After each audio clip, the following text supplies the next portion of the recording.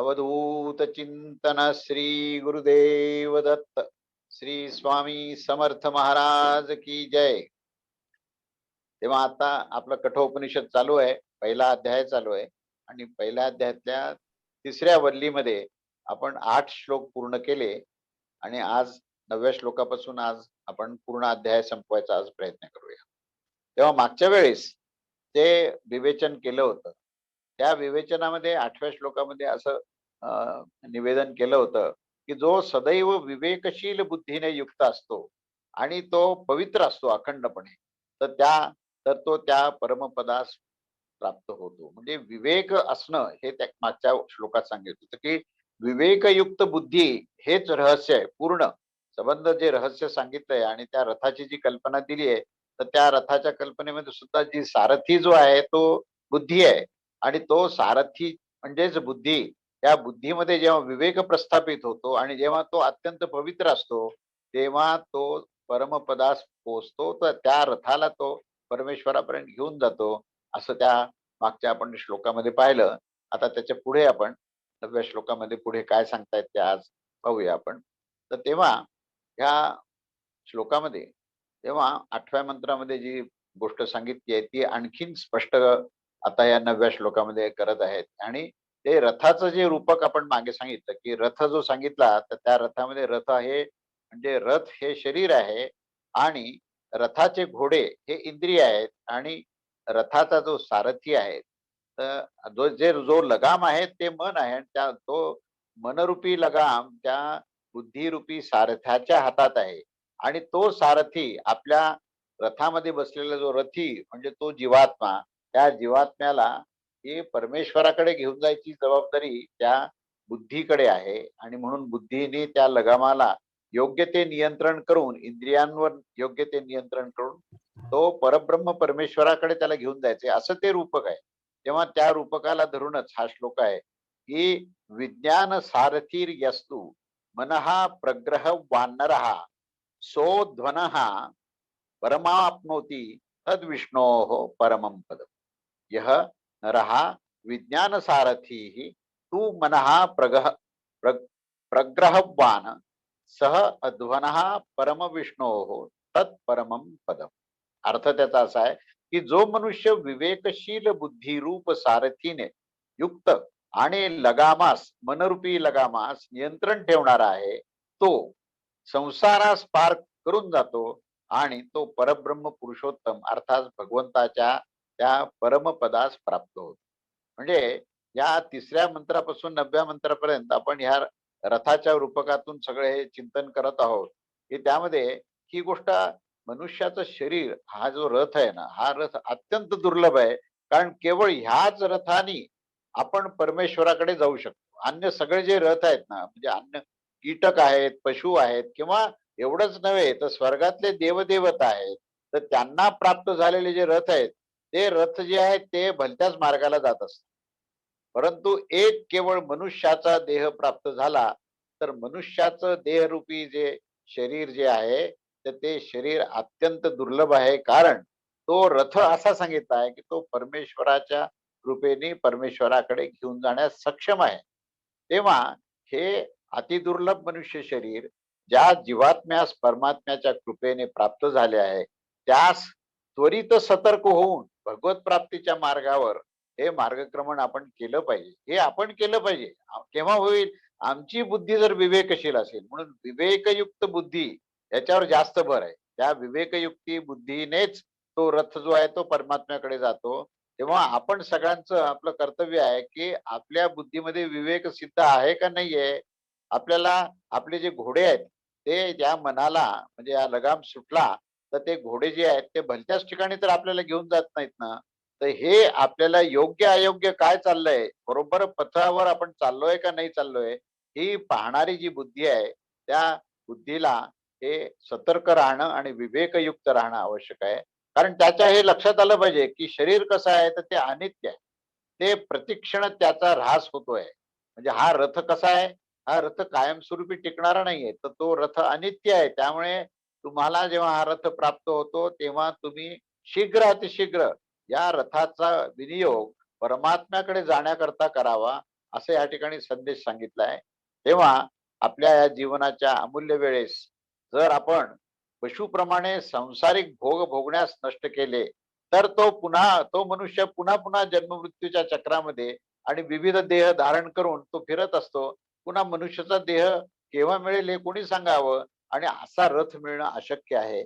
आज तुम्हाला हा रथ मिळाला आहे, तेव्हा या रथामध्ये बसलेला जो सारथी आहे, ती बुद्धी आहे, त्या बुद्धीला दुर्बुद्धी होऊ नये, तर त्या बुद्धीमध्ये विवेक प्रस्थापित व्हावा आणि त्या बुद्धीने मनरूपी लगामाला पूर्णपणे आपल्या नियंत्रणात घ्यावं आणि या इंद्रियांच्या घोड्यांना ह्या परमेश्वराच्या दिशेने त्यांना पळवावं, असं या ठिकाणी संदेश आहे. तेव्हा ज्या महान कार्याच्या सिद्धीसाठी हे दुर्लभ मनुष्य शरीर मिळाले आहे, ते जर अयोग्य पद्धतीने वापरलं तर तो उद्देश परिपूर्ण होणार नाही. त्यामुळेच मनुष्यास ह्या भगवंताच्या कृपेने मिळालेली ही विवेक शक्ती जी आहे, त्याचा आपल्याला आकलन करून घेणं आवश्यक आहे आणि त्याचा विनियोग करणं आवश्यक आहे. संसाराची अनित्यता आणि या अत्यंत रमणीय असलेल्या या विषयजनित सुखाचे यथार्थ दुःखरूपात परिणाम लक्षात घेऊन त्याचे चिंतन व उपभोगापासून हे आपण उपरत झालं पाहिजे, मुक्त झालं पाहिजे. भोगामध्ये इंद्रियाचा वापर करण्यापेक्षा इंद्रियाचा वापर आपल्या कर्तव्यात, आपल्या स्वधर्मात करावा. स्वधर्मात जे जे बसतं तेवढंच करावं. इतर धर्माचा म्हणजे परधर्म जो आहे, त्या परधर्माचा तुम्ही उपयोग कराल तर तुमचा रथ जो आहे तो खाईत पडेल. केवळ शरीर निर्वाहासाठी उपयुक्त कर्तव्य कर्म हे निष्काम भावाने अवश्य करावं. ही भगवंताची आज्ञाच आहे. तेव्हा ती आज्ञा समजून तेवढेच अनुष्ठान करावे व त्याचबरोबर आपल्या बुद्धीमध्ये भगवंताचे नाम, रूप, लीला, धाम आणि अलौकिक शक्ती तसेच त्याच्या हे अहेतुक दयेवर हे अतिशय दृढ असा विश्वास ठेवावा. सगळी जी व्यवस्था आहे ब्रह्मांडाची ही भगवंताची आहे. त्या व्यवस्थेमध्येच त्यांनी आपल्याला हा रथरूपी देह दिलेला आहे आणि त्या देहाचं क्षमता ही भगवंतानी दिली आहे. तेव्हा त्याची ही जी दया आहे, त्या दयेवर विश्वास ठेवावा. त्यांनी दिलेली जी व्यवस्था आहे त्याच्यावर आपण विश्वास ठेवावा आणि विवेकरूपी बुद्धीचा सुयोग्य असा वापर करावा. तेव्हा आपल्या मनास भगवंताच्या या तत्वचिंतनामध्ये या वाणीस त्याचे गुण, त्याचे नाम हे घ्यावे, नेत्रामध्ये त्याचे दर्शन घ्यावे, कानास त्याची महिमेचं श्रवण करावं. अशा प्रकारे हे इंद्रिय रूप घोडांचा उपयोग करावा, तर तुम्ही त्या योग्य मार्गाला जाल. अशा प्रकारे समग्र इंद्रियाचा संबंध हा केवळ भगवंताशीच जोडावा. जीवनाचा एकही क्षण देखील सुद्धा या भगवंताच्या स्मृतीशिवाय घालवला नाही पाहिजे, कारण त्यातच मनुष्य जीवनाची कृतार्थता आहे.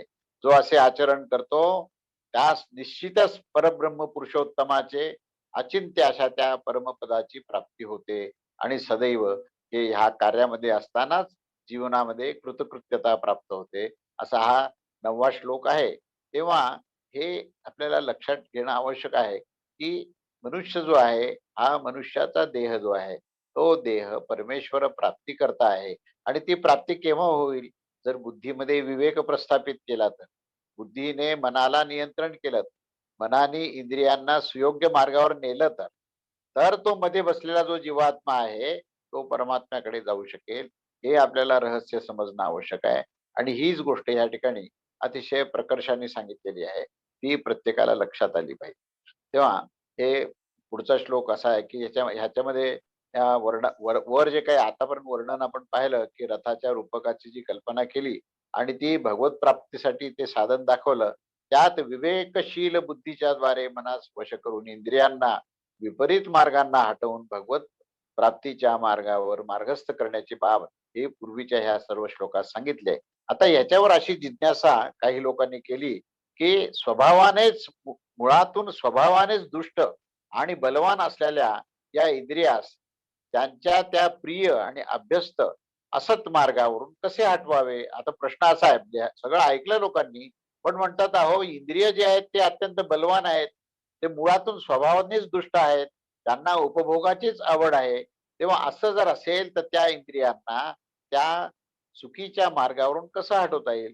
तेव्हा ह्या प्रश्नाचं ह्या ठिकाणी चिंतन केलेलं आहे. या बाबतीत जे काही तात्विक विवेचन करून इंद्रियांना असत मार्गावरून म्हणजे असत्य मार्गावरून रोखून भगवंताच्या दिशेने जाण्याचं काय मार्ग आहे याच्यावर तिथे हा श्लोक म्हटलेला आहे. ते श्लोक असा आहे की इंद्रियेभ्यः पराह्यर्था अर्थेभ्यश्च परम मनः मनसस्तु परा बुद्धिर बुद्धेरात्मा महान परा. म्हणजे अन्वय असा आहे की ही इंद्रियेभ्यः अर्थाः पराः च अर्थेभ्यः मनः परंतु मनसः बुद्धी पराबुद्धेः महान आत्मा परा. म्हणजे अर्थ त्याचा असा आहे की आता इंद्रियाला वळणातून आणण्याकरता ही इंद्रिय नेमके काय आणि कसे आहेत आणि त्यांच्यावर नियंत्रण करणाऱ्या कोणत्या कोणत्या गोष्टी आहेत हे सांगितले त्यांनी. की असं सांगितलं की कारण की इंद्रियापेक्षाही शब्दादी विषय हे बलवान आहेत. म्हणजे विषय असल्यामुळे ते इंद्रिय पळत आहेत ना विषयावर. तेव्हा शब्द स्पर्श रूप रसगंध हे जे विषय आहेत ते विषय अत्यंत बलवान आहेत आणि ह्या शब्द स्पर्श रूप रसगंध ह्या विषयापेक्षाही आणखीन बलवान काय आहे तर मन बलवान आहे. मन अतिशय प्रबल आहे त्या विषयापेक्षा आणि मनापेक्षाही बलवान काय असेल तर बुद्धी आहे. ती बुद्धी ही मनापेक्षा बलवती म्हटलेलं आहे त्याला आणि बुद्धीपेक्षाही जीवात्मा हा आत्मा जो आहे तो महान आहे. तो या सर्वांचा स्वामी आहे त्या कारण तो अत्यंत श्रेष्ठ आणि बलवान आहे. आता ही हॅरार्की तुम्हाला समजली पाहिजे की इंद्रियापेक्षा बलवान जे आहेत ते विषय आहेत. विषयापेक्षा बलवान मन आहे. मनापेक्षा बलवान बुद्धी आहे आणि बुद्धीपेक्षा बलवान आत्मा आहे. तेव्हा आत्मा हा अंतिम जो आहे त्याचा स्वामी आहे. तेव्हा या मंत्रामध्ये पर शब्दाचा उपयोग हा बलवान या अर्थाने केलाय. प्रत्येक ठिकाणी पर पर असा वापरलाय.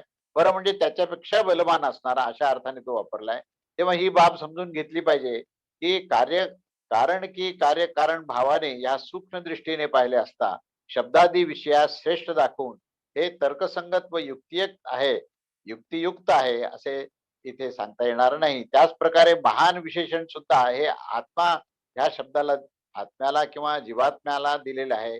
महत्त्व म्हणजे बुद्धीला दिलेलं नाही तर बुद्धीपेक्षाही जीवात्मा हा सर्वाचा स्वामी आहे आणि त्याला महान असा शब्द वापरला आहे. तेव्हा हा शब्द उचित वापरला आहे आणि जर महत्वाच्या अर्थाने त्याचा प्रयोग केला असता तर आत्मा शब्दाच्या प्रयोगाची कोणतीच आवश्यकता राहिलेली नसती. तेव्हा दुसरी गोष्ट अशी आहे की बुद्धितत्व याला महत्त्व म्हणतात पण त्याला महान म्हणता येणार नाही. तर महान हा शब्द हा जीवात्म्याकरता आहे. तत्वविचार क्षेत्रामध्ये भेद मानला जात नाही. त्याशिवाय पुढे चालून जेथे निरोध म्हणजे एका तत्वाच्या दुसऱ्या म्हणजे विलीन करणे असाही प्रसंग आहे तेथे पण बुद्धीचा निरोध हा महान आत्मा करण्यासाठीच केला गेला आहे. बुद्धी ही आत्मतत्वामध्येच विलीन होऊ शकते. या सर्व कारणाने आणि ब्रह्मसूत्रात सुद्धा सांख्यमतानुसार तेथे पण बुद्धीचा निरोध म्हणजे महान असा विशेष शब्द वापरलाय. पण या विशेषणासहित आत्मापदाचा अर्थ हा जीवात्मा असा होतो. म्हणून इथे महान हा शब्द हा जीवात्म्याकरताच आहे बुद्धी करता नाही. यासाठी या मंत्राचा सारांश असा आहे की इंद्रियापेक्षा विषय बलवान आहे. साधकांच्या इंद्रियास बलपूर्वक आपल्या दिशेने आकर्षित हे विषय करत असतात. तेव्हा साधकास उचित असे आहे की ह्या इंद्रियास विषयापासून दूर ठेवावे. आता विषयापासून दूर कसे ठेवायचे तर विषयापेक्षा मन बलवान आहे हे लक्षात ठेवा. जर मनाचीच विषयामध्ये आसक्ती राहणार नसेल तर इंद्रिय विषयाकडे जाणार नाही. ही त्या ठिकाणी मुख्य युक्ती सांगितली आहे की मनाला जे आहे हे त्या विषयापासून परावृत्त करा मग इंद्रिय विषयाच्याकडे पळणार नाही. तेव्हा हे दोन्ही साधकांची कोणतीही हानी करू शकत नाही. मनापेक्षाही आता मन जर नियंत्रणात नसेल तर काय करावं लागेल तर बुद्धी ही बलवान आहे हे लक्षात ठेवा. तेव्हा बुद्धीमध्ये विवेक प्रस्थापित करा. एकदा बुद्धीत जर विवेक प्रस्थापित झाला तर ती बुद्धी मनावर नियंत्रण करेल आणि मग नियंत्रित असलेलं मन हे इंद्रियांना नियंत्रित करेल आणि मग ते कितीही दुष्ट असो कितीही अनुचित मार्गाने जाणार असो जेव्हा मनच ज्यावेळेस अनासक्त झालं तर इंद्रिय जे आहेत हे आपोआपच सुमार्गावर येतील. तेव्हा इथे सुद्धा निष्कर्ष काय केलेला आहे की बुद्धीमध्ये विवेक स्थापन करा आणि मनास रागद्वेषापासून त्या ठिकाणी नियंत्रणात ठेवा. बुद्धीपेक्षाही आता शेवटी तो शब्द वापरलाय की बुद्धीपेक्षाही त्या सर्वांचा स्वामी जो आहे तो महान आत्मा हा सर्वात बलवान आहे. त्याच्या आदेशास स्वीकारूनच कृती करणे हे सर्वांना बाध्य होतं. तेव्हा निष्कर्षात असा की मनुष्यास आत्मशक्तीचा अनुभव करून त्याच्याद्वारे बुद्धी इत्यादी सर्वांस नियंत्रणात ठेवता आला पाहिजे. म्हणजे शेवटी सगळ्यात महत्वाचं काय सगळं सांगितलंय? वाया जाईल इतकं सुंदर. नाही आतमध्ये नाही ठेवलं. आवाज कोणाचा? हा, तर या ठिकाणी सर्वात अंतिम जे निष्कर्ष आहे तो लक्षात घ्या. इथे विवेकयुक्त बुद्धी असावी हे सांगितलंय, पण त्याच्याही वरची गोष्ट सांगितलीये की तो जीवात्मा जो आहे ना, त्या जीवात्म्याचं नियंत्रण त्या बुद्धीवर असतं. आणि जीव भावात जर तिथे भोगबुद्धी असेल तर त्या बुद्धीमध्ये विवेक प्रस्थापित होऊ शकत नाही. म्हणून त्या जीवभावावरच लक्ष ठेवलं पाहिजे. त्या जीवभावामध्येच जो आहे आत्मभाव आणि भगवत भाव हा जोपर्यंत निर्माण होत नाही तोपर्यंत तो जीवात्मा भोगवृत्तीपासून परावृत्त होणार नाही. आणि जीवात्मा जर भोगवृत्तीपासून परावृत्त होत नसेल तर विवेक हा बुद्धीत प्रस्थापित होणार नाही. ही फार एक महत्वाची गोष्ट सांगितली. म्हणजे हे हायरार्की आहे ना, ही आपल्याला समजणं फार महत्वाचं आहे की ही एकापेक्षा एक महान गोष्ट काय. इंद्रियापेक्षा विषय, विषयापेक्षा मन, मनापेक्षा बुद्धी आणि बुद्धीपेक्षा जीवात्मा. आता जीवात्मा हा सर्वांचा तो स्वामी आहे. पण तिथे गडबड आहे हो. त्या ठिकाणी जीवभाव, जीवभाव म्हणजे काय? मी करता, मी भोगता, मी धरता, मी करता, अशा प्रकारचा मी ज्याला चिकटला आहे तो जीवभाव म्हणजेच अहमभाव आहे. आणि तो जीवभाव म्हणजेच देहभाव आहे. त्या जीवभावातच जर देहभाव असेल तर देहासक्ती होईल. आणि भोग प्राप्त करण्याची इच्छा जर जीवातच जर असेल तर बुद्धी काय करणार हो? बुद्धी तर त्या जीवात्म्याचा फक्त त्यांनी सांगितलेल्या आज्ञा पाळत असतं. तो स्वामी आहे ना. मग त्या जीवात्म्याला जोपर्यंत ही भोगबुद्धी पासून आत्मबुद्धी होत नाही तोपर्यंत ही सगळी जी सिस्टीम आहे ना ती काही उपयोगाची नाहीये.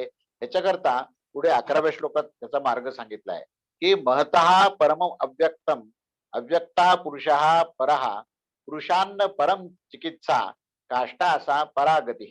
फार सुंदर सांगितलंय. महतः परम अव्यक्तम अव्यक्तात् परः पुरुषः पुरुषात परमम किंचित सा काष्टा सा परागती. त्या जीवात्म्यापेक्षाही आता बलवान काय हे ऐका. म्हणजे जीवात्मा का बिघडला हो हे आपल्याला कळणं आवश्यक आहे. आता आपण एकानंतर एक चाललोय की हा जीवात्मा एवढा हा सर्वांपेक्षा बलवान असून त्या स्वामी आहे, त्या रथाचा रथी आहे. पण तो का बिघडला? त्याला बिघडण्याचं काय कारण आहे? ते इथे कारण सांगितलंय की जीवात्म्यापेक्षाही बलवती अशी जी काय आहे तर ती भगवंताची माया आहे.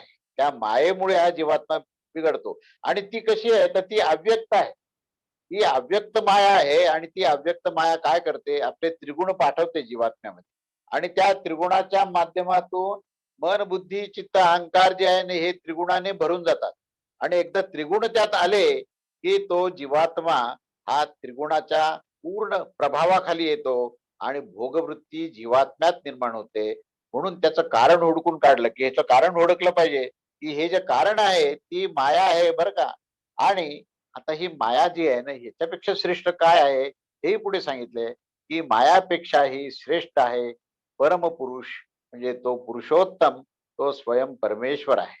तो परमपुरुष हा भगवंत जो आहे त्याच्यापेक्षा मात्र श्रेष्ठ आणि बलवान कोणीच नाही. तेव्हा तोच ही परम अवधी म्हणजे परमगती आहे. आता इथली हायरार्की आहे का तुम्ही? जीवात्मा, माया आणि परमात्मा. तेव्हा जीवात्म्या आणि परमात्म्यामध्ये मध्ये कोण आहे तर ती माया आहे. त्या जीवात्म्याला परमात्म्याचं दर्शन घडू देत नाही ती. तर ती काय सांगते त्या त्या जीवात्म्याला, अरे भोग भोग ना तू. तुला हे सगळे तुला दिलंय ना पूर्ण मन, बुद्धी, चित्त, अहंकार आणि पंच ज्ञानेंद्रिय, पंच कर्मेंद्रिय आणि हा मनुष्यरूपी देह दिलाय ना. मग पुष्कळ पैसे कमव ना, पुष्कळ भोग कमव ना. हे कोण सांगतं माहितीये का? आता इथे पूर्ण त्या चोराला पकडलं बरोबर की नेमकं कोण आहे बाबा की हे सगळं जे मामला जो बिघडलाय मनुष्याच्या आयुष्यामधला आणि तो परमेश्वराची त्याला आवड का निर्माण होत नाही, तो परमेश्वराची भक्ती का करू शकत नाही, याचं कारण इथे हुडकून काढलंय की ती माया आहे आणि ती अव्यक्त आहे, दिसत नाही डोळ्याला, परंतु ती प्रभाव करू शकत असते. तेव्हा इथे अव्यक्त हा शब्द वापरलाय. तेव्हा ह्या मंत्रामध्ये अव्यक्त शब्द जो आहे तो भगवंताच्या ह्या त्रिगुणमयी माया शक्तीला वापरला गेलेला आहे. भगवद्गीतेमध्ये याच्याबद्दल 7व्या अध्यायातला 14वा श्लोक आहे.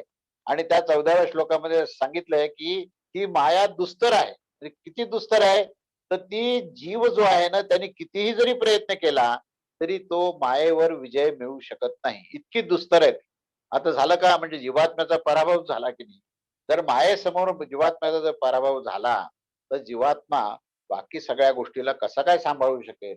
तो कसा काय तो बुद्धीमध्ये विवेक आणेल? तो ती बुद्धी कशी काय मनाला नियंत्रण करू शकेल? मन इंद्रियांना कसं काय नियंत्रण करू शकेल? मग सगळी जी ही सिस्टीम कोसळली कशामुळे?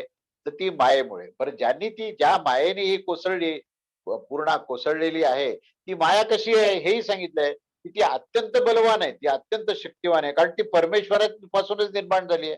अहो, परमेश्वराचीच ती अभिव्यक्ती आहे, तर त्याच्यामध्ये शक्ती असणार, मग तिथे जीवात्म्याचं काय चालणार ना? त्यामुळे जीवात्मा जो आहे, हा त्या मायेमुळे मोहित झालेला आहे. आता हे आपल्याला म्हणजे डायग्नोसिस झालं, प्रॉब्लेम काय आहे, कुठे निर्माण झालाय आणि कशामुळे निर्माण झाला, आणि त्याचं नेमकं आता स्वरूप काय, इथपर्यंत आपण आलो. आता ज्याच्यापासून हा मोहित होऊन हा जीव हा भगवंताला जाणू शकत नाही, आणि जीवात्मा आणि परमात्म्यामध्ये हा माया नावाचा जो पडदा आहे, तो त्या ठिकाणी आहे, आणि त्या कारणाने जीव हा सर्वव्यापी अंतर्यामी परमेश्वरास अत्यंत नित्य समीप असताना देखील तो पाहू शकत नाही. म्हणजे त्या हृदयामध्ये तो जीवात्मा आणि परमात्मा इतके जवळ आहेत, की जणू काही एका बिंब आणि प्रतिबिंबासारखं आहे. पण बिंब आणि प्रतिबिंबामध्ये जर एखादा पडदा आला, तर ते बिंब प्रतिबिंबाला पाहू शकत नाही, आणि प्रतिबिंब बिंबाला पाहू शकत नाही. म्हणजे आपण समजा पाण्यामध्ये आपली स्वतःचं जर प्रतिबिंब पाहायचं ठरवलं, आणि मध्ये कोणीतरी एक पडदा जर धरला, तर आपल्याला प्रतिबिंब दिसणार नाही, आणि प्रतिबिंबालाही आपण दिसणार नाही. अशी ती माया आहे.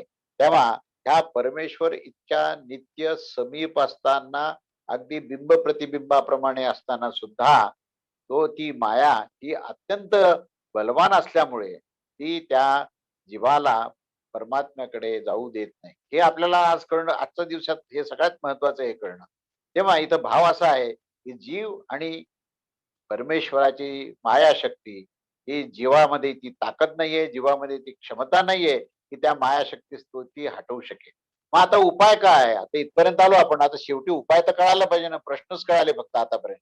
प्रश्न आणि प्रश्नाचं कारण इतकं कळालं. आता हे प्रश्नाचं कारण कळालंय, या सर्व कार्यकारण भावाचा पूर्ण आता अंतिम जो निष्कर्ष काय आहे हे आपल्याला समजणं आवश्यक आहे. तेव्हा इथे 7व्या अध्यायातल्या 14व्या श्लोकामध्ये फार सुंदर सांगितलंय. ज्ञान विज्ञान योग जो भगवद्गीतेचा आहे, त्याच्यामध्ये त्यांनी सांगितलंय, की भगवंतास शरण आल्यावर, भगवंताच्या बलाच्या म्हणजे त्याच्याच दयेने, त्याची जी मायाशक्ती आहे, त्या मायाशक्तीस हा जीवात्मा पार करू शकतो. भगवद्गीता 7वा अध्याय 14वा श्लोक संदर्भ घ्या आणि नंतर चिंतन करा, की याच्यामध्ये भगवंतानी मार्ग सांगितला. हो, शेवटी भगवंत आहे अंतिम, जो आपल्याला पूर्णपणे तारून नेणारा कोण आहे? भगवंत आहे. त्याच्याच पासून ती मायाशक्ती झाली, आणि त्याच्याच पासून झालेल्या त्या मायाशक्तीपासून तुमचं संरक्षण कसं करावं हे भगवंतानी सांगितलं, की तू मला शरण जा, आणि मग मी पाहिन ना, की तू जर माझी भक्ती करशील, माझं नाव घेशील, माझं अखंड अनुसंधान करशील, तर ती माया ही राहणारच नाही. म्हणजे तिथे ज्ञानेश्वर माऊलींनी असं सांगितलं, की ती माया नावाची नदी वाहते, आणि ती ओलांडून जायची आहे, आणि प्रचंड पूर आहे. कसं काय जायचं हो या नदीला पार करून? म्हणून तो विचार करतोय, आणि अलीकडच्या अलीकडच्या तटावरच, अलीकडच्या किनाऱ्यावरच तो म्हणतो, ही कशी काय आपण माया नदी ओलांडून जायची?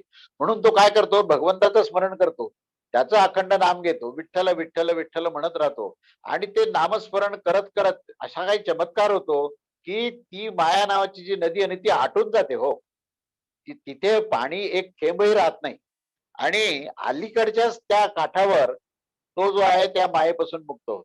म्हणजे बघा काय सुंदर उदाहरण दिलंय, की ती माया कोणाला दिसते? जो भगवंतापासून विनमुख आहे. हे आता आपल्याला अंतिम कारण समजणं आवश्यक आहे. आपल्या आयुष्यामध्ये असलेले अनेक समस्या, अनेक प्रश्न, अनेक प्रकारचे सुखदुःखाचे भोग, याच्यापासून आपल्याला जर मुक्त व्हायचं असेल आणि संपूर्ण आनंदी व्हायचं असेल, तर एकमेव उपाय त्याच्यावर असा आहे, की भगवंताला शरण जा, त्याचं नाम घ्या, त्याच्यावर निर्भर राहा, त्याचा आश्रय घ्या, आणि त्याची ही सर्व व्यवस्था आहे. ही माया ही त्याचीच आहे. तो ह्याचा व्यवस्थापक तोच आहे, आणि त्याचंच सगळं व्यवस्थापन आहे. तर मग ह्या भानगडीमध्ये आपण बुद्धी कशाला वापरायची? आपण सरळ शरण जायचं, आणि त्याला पूर्ण शरण गेलं, की तो काय करतो? तर ज्ञानेश्वर माऊलींनी जे सांगितलं, की ऐलतटीच तो मुक्त होतो, ऐलतटीच ती माया जी आहे ती नष्ट होते. म्हणजे ते पाणी विरून जातं, उडून जातं सगळं आणि त्याला मायाशक्ती कुठली प्रभाव करू शकत नाही. म्हणून आता आपण जो पूर्ण सिक्वेन्स पाहिला, त्या सर्व सिक्वेन्स मध्ये ही परमेश्वराला शरण जाणं ही अंतिम निष्कर्ष आहे. त्याच्या पलीकडे काहीच नाही. तेव्हा इथे अव्यक्त शब्द जो माया करता वापरलाय, तो सांख्यमतामध्ये तर त्या ठिकाणी त्याला प्रधान तत्व म्हणजे प्रकृती असं प्रधान तत्व मानलंय, की पुरुष आणि प्रकृती हे दोन्हीलाही प्रधान मानलेलं आहे. पण इथे आपण प्रधान त्याला म्हणू शकत नाही. म्हणून त्याचं खंडन केलंय व्यास ऋषींनी ब्रह्मसूत्रामध्ये, की ते प्रधान प्रधान तत्व नाहीये. ती अव्यक्त माया जी आहे ना, ती मुळातून तिला अस्तित्वच नाही हो. कधी कधी काय होतं, की असा प्रश्न येतो, की या मायेला दूर कसं करायचं? तर त्याच्यामध्ये उत्तर असं येतं, की अहो त्याचं अस्तित्वच नाही तर दूर काय करणार? एखाद्या गोष्टीला जर अस्तित्व नसेल, तर त्याचा नाश कसा करायचा? मग ती प्रधान कशी असेल? तेव्हा सांख्यमताप्रमाणे ती प्रधान जी सांगितली आहे किंवा त्याला जे स्वातंत्र्य दिलंय, स्वतंत्र सत्ता असं म्हटलं तर ते नाहीये.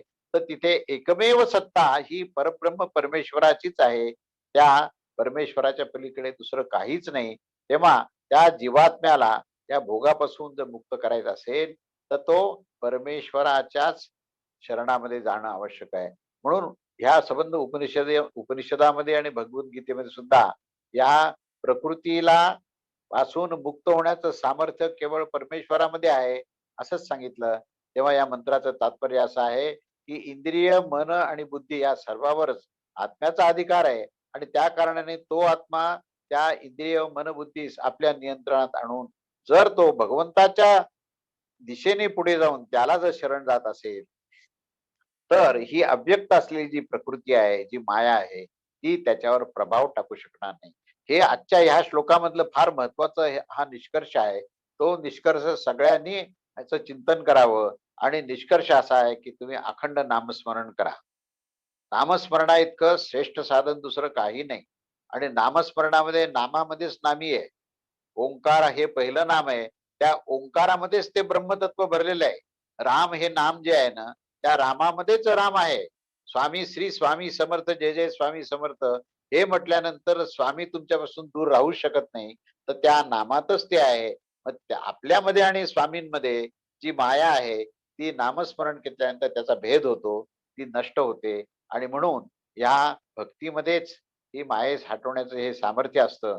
तर ते सामर्थ्य जे आहे ते त्या मायाधिपती परम पुरुष तो परमेश्वर आहे, जो बल, क्रिया आणि ज्ञान इत्यादीचा व सर्व शक्तीचा अंतिम अवधी आणि अंतिम परम आधार आहे. त्यालाच आपण शरण गेलं पाहिजे. आणि जेव्हा तो परब्रह्म परमात्मा दया करून या मायारूपी पडद्यास स्वतःच हटवून देईल. तुम्ही नाही हटवायचं, तो हटवतो. तुम्ही फक्त शरण जायचं. तेव्हा या क्षणीच तो मनुष्य ही भगवंताची त्वरित प्राप्ती करेल. कारण हा परमात्मा हा सदैव विद्यमान आहे. त्याला विद्यमान शब्द वापरलाय. भूतकाळ त्याला नाहीये किंवा त्याला भविष्यकाळ नाहीये, तर तो अखंड विद्यमान आहे. तो अखंड विद्यमान असलेला सर्वत्र सर्वव्याप्त, सूक्ष्मात अतिसूक्ष्म आणि सर्व व्याप्त असलेला तो परमात्मा ही मायेचा पडदा हटला की तो प्रत्यक्ष आहे. म्हणून त्याच्या परमेश्वराच्या स्वरूपाचं इथे वर्णन केलेलं आहे आणि परमेश्वराचं प्राप्तीचं रहस्य इथे सांगितलं. तेव्हा हाच भाव आता आपण जे सांगितलं तो आणखीन या पुढच्या 12व्या श्लोकामध्ये पुढे स्पष्ट करत आहे, की एष सर्वेषु भूतेषु गूढोत्मा न प्रकाशते दृश्यते त्वग्रया बुद्ध्या सूक्ष्मया सूक्ष्मदर्शिभिः एषः आत्मा सर्वेषु भूतेषु गूढः न प्रकाशते तू सूक्ष्मदर्शीभिः सूक्ष्म्या अग्रया बुद्ध्या दृश्यते.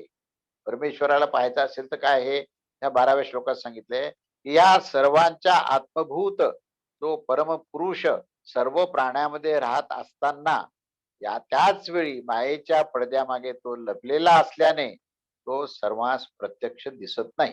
याचं कारण सांगितलं का नाही दिसत. लोक म्हणतात अहो आमच्या हृदयात आहे तर आम्हाला दिसत का नाहीये. तर पुढे सांगितलंय, की केवळ सूक्ष्म तत्वात समजणारे पुरुषोत्तम द्वाराच अतिसूक्ष्म तीक्ष्ण बुद्धीनेच तो पाहिला जातो. आता ही तीक्ष्ण बुद्धी म्हणजे काय त्याचंही आपल्याला समजून घेतलं पाहिजे. त्याचा आशय असा आहे, की हा परब्रह्म पुरुषोत्तम भगवान जो आहे तो सर्वांच्या अंतर्यामी आहे. जो हृदयाकाशामध्ये अंगुष्ठ मात्र पुंडरीकाक्ष त्याला म्हटलेलं आहे. तर तो सर्व प्राण्यांच्या हृदयामध्ये आहे. तो अगदी मुंगीच्या हृदयात सुद्धा आहे. तर तो सर्वांच्या हृदयात विराजमान असताना तो आम्हाला का दिसत नाही? मायेच्या पडद्यामुळे. आता आपण मायेचा विचार केला त्याच्यामुळे तो दिसत नाही. आणि ज्यांनी मात्र भगवंताचा आश्रय घेतलेला आहे आणि आश्रय घेऊन जो आपल्या बुद्धीमध्ये विवेक बनवून त्या बुद्धीस तीक्ष्ण करतो. आता ही तीक्ष्ण बुद्धी म्हणजे काय? ती केवळ विवेकच नाही, वैराग्यही त्याच्यामध्ये आहे आणि ती आत्मबुद्धी आहे. म्हणजे त्याला आपण पहिल्यांदा विवेक आणि वैराग हे दोन शब्द बुद्धीस वापरले, पण ते दोन शब्द जे आहेत ते अपुरे आहेत. जोपर्यंत ती बुद्धी आत्मबुद्धी होत नाही, म्हणजे आत्मस्वरूप तुम्ही होत नाही. तुम्ही जेव्हा आत्मस्वरूपात झाल त्याच वेळेस तुम्हाला परमात्म्याचं दर्शन होतं. जोपर्यंत तुम्ही या प्रकृतीच्या प्रांतात आहात, मग मनामध्ये आहात, बुद्धीमध्ये आहात, इंद्रियामध्ये आहात, भोगामध्ये आहात, तोपर्यंत तुम्हाला परमेश्वराचा भास होतो. प्रत्यक्ष नाही होत. कारण का भास होतो? कारण ती माया तुमच्या मध्ये ती कार्य करत असते. मग ही सूक्ष्मदर्शी तीक्ष्ण बुद्धी कोणाला म्हणायचं? की ज्याच्यामध्ये विवेक आहे, वैराग्य आहे आणि जी आत्मतत्वानी ओतप्रोत झाली, म्हणजे आत्मतत्वात बुद्धी लीन झालेली आहे थोडक्यात. म्हणजे ती आत्मस्वरूप झाली. जेव्हा मनुष्य आत्मस्वरूप होतो तेव्हा त्याची बुद्धी ही तीक्ष्ण आणि ही विवेकी बनते आणि त्या सूक्ष्म बुद्धीद्वारेच तो परमात्म्याला पाहू शकतो, असा त्या श्लोकाचा अर्थ आहे. तेव्हा अशी ही बुद्धीचं वर्णन करताना फार सुंदर वर्णन केलंय की ती विवेकशील असावी आणि त्या विवेकशील बुद्धीनेच भगवंतास शरण जावं. तर असं भगवंताला शरण गेल्यानंतर मग ही भगवंताच्या प्राप्तीचं साधन केलं पाहिजे. या कसं केलं पाहिजे याच्यावर सुद्धा पुढे जिज्ञासा ही 13व्या श्लोकामध्ये आहे. त्यामध्ये 13व्या श्लोकात असं म्हणतात, यच्छेद्वांग मनसी प्राज्ञस्त य छेद छेद ज्ञान आत्मानी ज्ञानमात्मानी महती यच्छेत य छेद शांत आत्मनि प्राज्ञः वाक् मनसी यच्छेत तत् ज्ञाने आत्मानि यच्छेत ज्ञानम महती आत्मनि यच्छेत तत् शांते आत्मानि यच्छेत यच्छेत शब्दशः अर्थ असा आहे की बुद्धिमान साधकास काय केलं पाहिजे? की प्रथम वाक आणि मग त्यानंतर सर्व इंद्रिय हे मनात निरुद्ध केले पाहिजे. त्या मनास ज्ञानरूपी बुद्धीत विलीन करावे आणि ज्ञानस्वरूप बुद्धीस महान आत्म्यात विलीन करावे आणि त्या आत्म्यास शांत स्वरूप परम पुरुष परमात्म्यात विलीन करावे. तेव्हा परमात्मा प्राप्त होतो. म्हणजे आता विलीन करण्याची प्रक्रिया सांगितली परमात्मा प्राप्त होण्याकरता, की त्या ठिकाणी काय काय सांगितलंय की बुद्धिमान माणसांनी आपलं हित जर साधायचं असेल तर प्रथम वाक म्हणजे वाणी हे जे इंद्रिय आहे ते, आणि त्याच्यानंतर वाणी सहित जे बाकीचे इंद्रिय आहेत म्हणजे पंच ज्ञानेंद्रिय पंचकर्मे हे दशेंद्रिय जे आहेत ते बाहेरच्या सर्व विषयापासून हटवून ते मनामध्ये विलीन करावे. म्हणजे मनाचं नियंत्रण ठेवून मनाने त्या सर्व इंद्रियांना आकर्षित करून आपल्यामध्ये विलीन करून घ्यावं. आणि असं जे इंद्रिययुक्त जे मन आहे ती मन हे पुढे कुठल्याच प्रकारचं बाह्य विषयामध्ये क्रिया करू शकत नाही आणि मग मनातच ते विषयाचं स्फुरण हे होणार नाही. अशी ही मनाची स्थिती केव्हा होते? ज्यावेळेस इंद्रिय सर्व त्या मनामध्ये विलीन होतात आणि जेव्हा हे साधन यथायोग्यपणे होऊ लागतं तेव्हा मनास ही ज्ञानस्वरूप बुद्धीमध्ये विलीन व्हावं असं वाटतं. आणि असं ते मन जे आहे जे आता निरीच्छ आहे, अनासक्त आहे, निष्काम आहे, अशा प्रकारचं जे मन आहे ते ज्ञानस्वरूप बुद्धीमध्ये विलीन होतं. अर्थात एकमात्र विज्ञान स्वरूप निश्चयात्मक बुद्धी. बुद्धीला विज्ञान असा शब्द वापरला आहे. बुद्धी शब्द जो आहे ना तो बुध आणि धी. बुध म्हणजे बुडबुडा, धी म्हणजे त्याला भेदन करणे. त्या बुडबुड्याला भेदन करणारी ती बुद्धी. बुडबुडा कशाचा आहे? तर तो संबंध ब्रह्मांडाचा बुडबुडा आहे. तो बुडबुडा आहे हे समजण्याकरता त्याचं जेव्हा भेदन होतं तेव्हा ती विज्ञान स्वरूप होते आणि ती विज्ञान स्वरूप निश्चयात्मक बुद्धी जी आहे ती आपल्या वृत्ती आणि सर्व हे यांना नियंत्रण करते. मनाची भिन्न सत्ता आता ठेवल्या जात नाही आणि कोणत्याही प्रकारचे अन्य चिंतन ही जेव्हा संपते तेव्हा इथपर्यंत अभ्यास पूर्ण झाला की मग मात्र त्यानंतर ही ज्ञानस्वरूप तीक्ष्ण बुद्धी देखील ही जीवात्म्याच्या शुद्ध स्वरूपामध्ये विलीन होते. शुद्ध स्वरूप पटलंय म्हणजे जीव भाव तिथे नष्ट झालेला आहे. शुद्ध आत्मस्वरूपामध्ये हे विवेक, वैराग्य, अनासक्त निष्काम बुद्धी आणि सर्व मनाला विषयासहित घेणारी बुद्धी जी आहे ती शुद्ध आत्म्यामध्ये विलीन होते. असे आत्म्यामध्ये विलीन झाल्यानंतर एकमात्र आत्मतत्वच राहतं आणि आत्मतत्वाशिवाय अन्य कोणत्याही अन्य भिन्न वस्तूची आता सत्ता राहत नाही, महत्व राहत नाही आणि स्मृती ही राहत नाही. स्मृती सुद्धा ही महत्वाची आहे. स्मृतीमुळे स्पृहा निर्माण होते.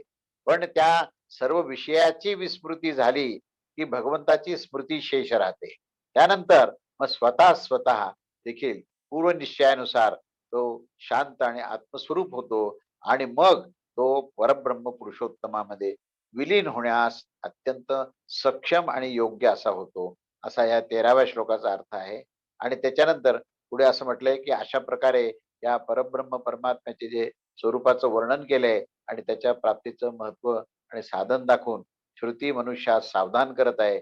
आणि आता हे सावधान करून श्रुती काय म्हणते बघा. उत्तिष्ठत जागृत प्राप्य वरांनी बोधत क्षुरस्य धारा निशिता दुरस्तया दुर्गम पथस्ते कवयो वदंती.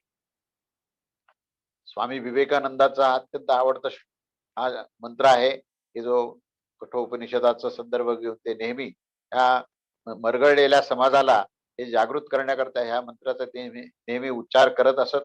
तेव्हा त्याचा अन्वय असा आहे की उत्तिष्ठत जागृत वरान प्राप्य निबोधत कवया तत्पथ क्षुरस्य निशिता दुरत्यया धारा इव दुर्गम वदन. त्याचा शब्दशः अर्थ असा आहे की हे मनुष्यगणा, उठा, जागे व्हा, सावधान व्हा आणि श्रेष्ठ महापुरुषांच्या जवळ जाऊन त्यांच्याद्वारा त्या परब्रह्म परमेश्वरात जाणून घ्या.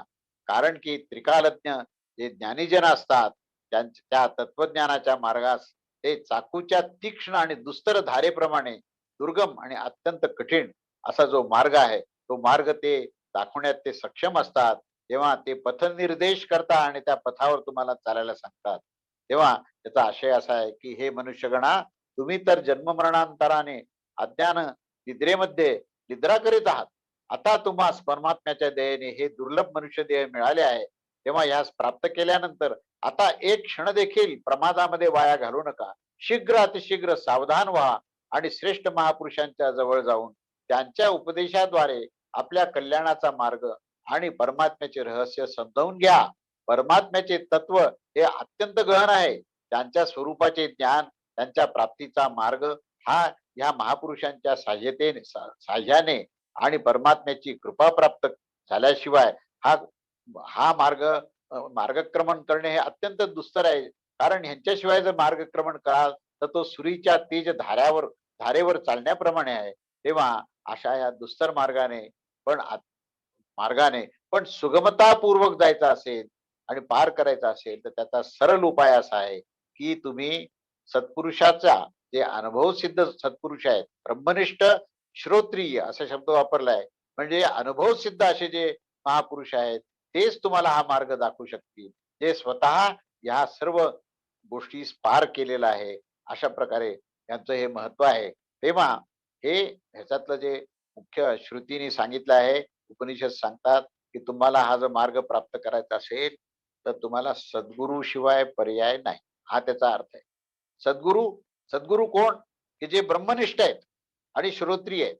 म्हणजे जे आचरणामध्ये ब्रह्मनिष्ठ म्हणजे ब्रह्मकर्म करणारे आणि ज्यांच्या आचरणामध्ये सदैव सदाचार सत्याचा मार्ग असतो आणि ज्यांच्या अंतःकरणामध्ये सर्व श्रुतीज्ञान भरलेलं आहे, असे जे सत्पुरुष आहेत ते सत्पुरुषच सद्गुरु होऊ शकतात.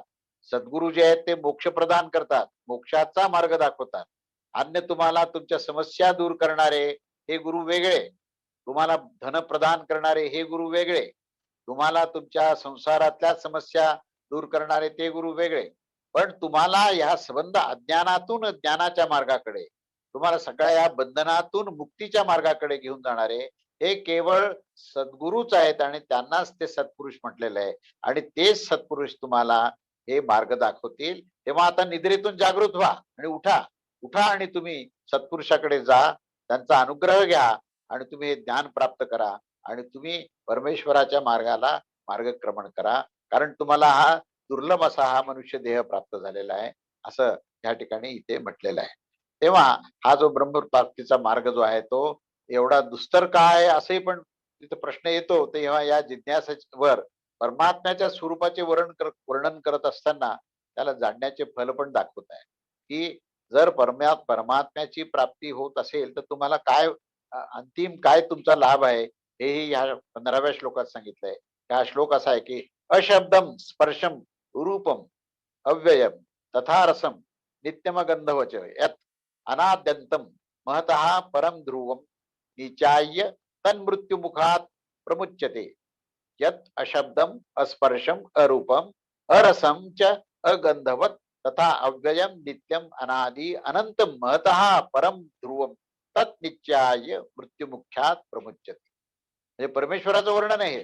कसा आहे तो? जो शब्दरहित आहे, जो स्पर्शरहित आहे, जो रूपरहित आहे, जो रसरहित आहे आणि गंध नसणारा आणि जो अविनाशी नित्य अनादि अनंत असीम अशा त्या महान परमात्म्यापेक्षा श्रेष्ठ तथा सर्वथा सत्य तत्व आहे. त्या परमात्म्यास जाणून मनुष्य मृत्युमुखास सदा करिता सुटतो असा हा मंत्र आहे. तेव्हा या मंत्राचा आशय आपण असा बघूया की या मंत्रामध्ये त्या परब्रह्म परमेश्वराचं वर्णन करताना प्रकृतीने युक्त असलेले जे शब्द स्पर्श रूप रसगंध हे जे आहेत इत्यादी पासून तो अलिप्त आहे, रहित आहे असं दाखवून पुढे म्हटलंय की सांसारिक विषयास ग्रहण करणारी जी इंद्रिय आहेत तेथे ही इंद्रियांची क्षमता त्या परमात्म्यापर्यंत पोहोचण्याची नसते.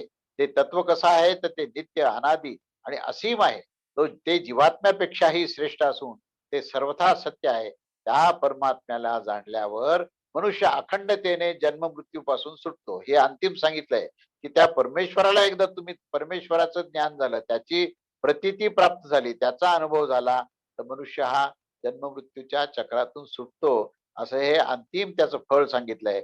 आणि मग इथपर्यंत झाल्यानंतर या पहिल्या अध्यायाच्या उपदेशास आता हे पूर्ण करून या आख्यानाचे श्रवण आणि वर्णनाचं महात्म्य सांगतात की नाचिकेता उपाख्यानम मृत्युप्रोक्तम सनातनम उक्त्वा श्रुत्वा च मेधावी ब्रह्मलोके महीयते. मेधावी मृत्युप्रोक्तम नाचिकेतम सनातन उपाख्यान उक्त्वा च श्रुत्वा ब्रह्मलोके महीयते. बुद्धिमान मनुष्य हे यमराजाच्या द्वारे त्यांच्या माध्यमातून असं सांगतात की नचिकेताच्या ह्या सनातन उपाख्याचे वर्णन जो ऐकतो आणि जो आणि ब्रह्मलोकात महिमान्वित प्रतिष्ठित होतो असा जो हे जे सगळं आता मी सांगितलेलं आहे त्याचं श्रवण जे गांभीर्याने करतात आणि यमानी नचिकेत्याला जो उपदेश केला आहे त्या उपदेशाचं सगळं ज्ञान ग्रहण करतात तर ते जे आहेत ते ब्रह्मलोकामध्ये जातात आणि त्यांना अंतिम मोक्ष प्राप्त होतो असं या ठिकाणी सांगितलं आहे या मंत्रामध्ये. तेव्हा जे या अध्यायामध्ये नचिकेत्याचा ह्या यमराजाचा जो उपदेश आहे केला आहे त्यात नवीन अशी काही विशेष गोष्ट सांगितली नाही. ती पुन्हा पुन्हा सांगतायत की परंपरागत सनातन उपाख्यान असं हे आहे. याचे वर्णन करणारा आणि श्रवण करणारा जो मनुष्य आहे तो ब्रह्मलोकात प्रतिष्ठित होतो असं हे अंतिम ह्या 16व्या श्लोकामध्ये सांगितलंय. आणि 17व्या श्लोकामध्ये त्याची परिपूर्णता केली आहे की य इमं परमं गुह्यं श्रावेयत ब्रह्मसंसदी प्रयतः श्राद्धकाले वा तदान्यन्त्याय कल्पते.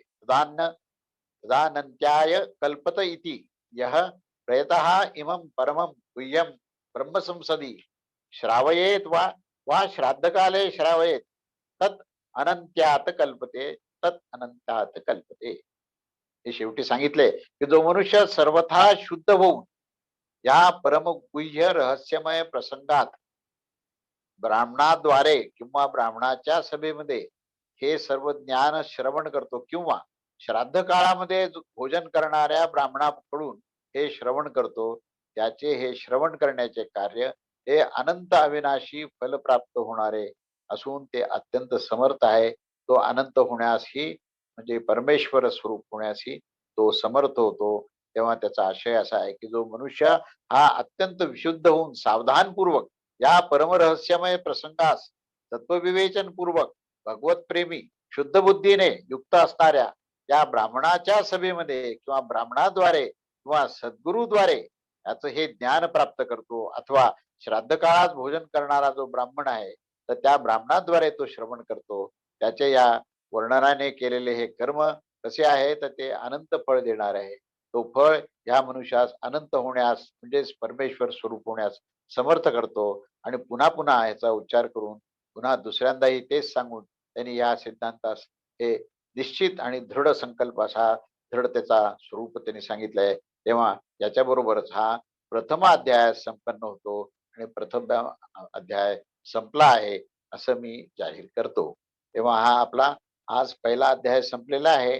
आता दुसऱ्या अध्यायाची मी थोडी सुरुवात करतो, एक 5 मिनिटं, आणि मग आपण दुसरा अध्याय पुढच्या च्या वेळेस पाहूया. तर कठोपनिषदाचा आता दुसरा अध्याय, म्हणजे आतापर्यंत आपण जे सगळं ऐकलं, म्हणजे आत्मस्वरूप काय, ब्रह्मस्वरूप काय आहे, ह्याने जे प्रश्न विचारले की माणसाच्या मृत्यूनंतर तो आत्मा राहतो का नाही राहत, त्याचं काय स्वरूप आहे, तर त्या आत्म्याचं स्वरूपही सांगितलंय. एवढंच नाही तर त्या परमात्म्याचे स्वरूप सांगितलंय, आणि त्या परमात्म्याला कसं प्राप्त करायचंय हेही यमराजाने नचिकेताला सांगितलं आहे. तेव्हा या तिसऱ्या वल्लीमध्ये आपण जे पाहिलं ते तो परब्रह्म परमेश्वर कसा संपूर्ण प्राणीमात्रामध्ये विद्यमान असतो, आणि तो तरीही तो सर्वांना दिसत नाही. कुणीतरी एखादा विराळाच त्या परमात्म्यास आपल्या अत्यंत सूक्ष्म तीक्ष्ण बुद्धीने, ज्या बुद्धीमध्ये विवेक वैराग्य अनासक्त निष्काम भाव आहे, त्याच्याद्वारेच तो पाहू शकतो. यावर असा प्रश्न विचारला जातो. आता हा पुढचा दुसरा अध्याय आहे, त्याचं प्रथम वल्ली आहे. तेव्हा तिथे प्रश्न असा विचारला जातो की, यावर असा प्रश्न विचारला जातो की, जेव्हा हे ब्रह्म आपल्याच हृदयामध्ये आहे, तर त्या परमात्मा सर्व लोक आपल्या बुद्धिरूप नेत्राने का पाहू शकत नाही? हा प्रश्न प्रत्येकाला पडतोच, आणि कोणी अत्यंत विरळच त्याला का पाहू शकतो, त्याच्यावर पुन्हा एकदा सांगा, असा तो प्रश्न विचारलेला आहे. तेव्हा त्याच्यावर श्रुती ही पहिला श्लोक आहे, दुसरा अध्याय पहिला श्लोक. परांची हानी व्यत्रण स्वयंभूतस्त्व मा परा तत्परांग पश्यति नान्तरात्मनः कश्चित् धीरः प्रत्यगात्मान मयि अक्षदा मृतज क्षुरमृत तत्वमिच्छन्. स्वयंभू हानी परांची तसात परांग पश्यति अंतरात्मा न कश्चित धीरः अमृतत्वम इच्छन् अमृत अमृत चक्षुः प्रत्यगात्मान ऐक्षता. आता इथे यांनी थोडक्यात सांगितलं आहे की, स्वयं प्रगट होणाऱ्या परमेश्वराने या समस्त इंद्रियास बाहेरच्या दिशेने जाणारे बनवले. आता याचं कारण सांगतात, म्हणजे माया वगैरे तर सगळं ठीकच आहे, पण या परमेश्वराने या इंद्रियांना असं बनवलंय की ते बाहेर दिशेमध्येच ते पळत असतात, आणि त्या कारणाने मनुष्य इंद्रियाच्या द्वारे हे बाहेरील पदार्थाच फक्त पाहू शकतो, बाहेरच ते पळत असतात. हा, पण अंतरात्म्यास ते पाहू शकत नाहीत, कारण त्या परमात्म्यानेच या इंद्रियाला असं बनवलंय. म्हणजे आता दोष त्यांनी कुठे ठेवलाय बघा. एखाद्या भाग्यवान मनुष्यानेच हे अमर पद प्राप्त करण्याच्या इच्छेने चक्षु आणि इंद्रिय हे बाहेरच्या दिशेच्या स्थानापासून परत फिरून वापस आणून त्या अंतरात्म्यात जर आणले, तर तो ते परमेश्वर पाहू शकतो. ते आशय असा की, शब्द स्पर्श रूप रसगंध हे सर्व इंद्रियाचे बाहेरील स्थूल विषय आहेत, आणि म्हणून ते इंद्रिय हे बाहेरच जातात, आणि तशीच घडण ही परमेश्वराने केली आहे. तेव्हा याचं यथार्थ ज्ञान प्राप्त करण्यासाठी ती इंद्रियाची रचना केली आहे. कारण त्या विषयाचे ज्ञान झाल्याशिवाय मनुष्य विषयांच्या स्वरूपात व गुणात जाणू शकत नाही. तसेच या विषयाचा यथायोग्य त्याग व ग्रहण करून भगवंताच्या इंद्रिय निर्मित्याच्या उद्देशास सिद्ध करण्यासाठी त्या इंद्रियाच्याच द्वारे नवीन शुभ कर्मास त्याला सिद्ध करता येणार नाही. तेव्हा इंद्रिय निर्माण ह्यासाठी आहेत की, मनुष्य इंद्रियाच्या द्वारे उत्तम स्वास्थ्य ठेवून विवेक सुबुद्धीने विशुद्ध विषयाचे ग्रहण करून सुखमय जीवन जगत परमेश्वराच्या दिशेने वाटचाल करत राहा. यासाठीच स्वयंभू परमेश्वराने इंद्रियाचे मुख हे बाहेरच्या दिशेने बनवलेले आहे. परंतु विवेकाच्या अभावाने अधिकांश मनुष्य त्या सत्यास जाणत नसतात, आणि मग विषयासक्तीने विवश होऊन उन्मत्त होऊन भगवंतापासून विन्मुख होऊन बाह्यदर्शी रमणीय पण प्रत्यक्ष दुःख शोकमय अशा त्या नरकात घेऊन जाणारा असा तो अशुद्ध विषयामध्ये रममाण होतो, आणि त्या अंतर्यामी परमात्म्याच्या दिशेकडे हे उन्मत्त विषयांद मनुष्य हे कधीही पाहत नाहीत.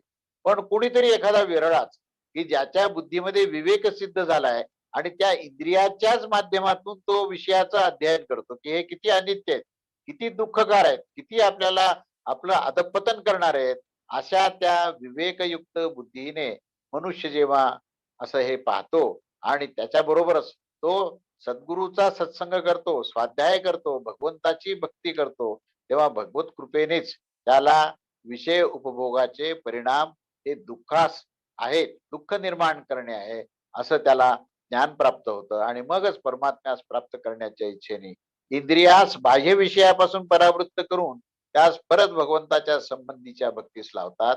त्यानेच ते अंतर्यामी असलेल्या त्या आत्म्यास आणि मग परमात्म्यास हे प्राप्त करतात. असा हा विषय आहे.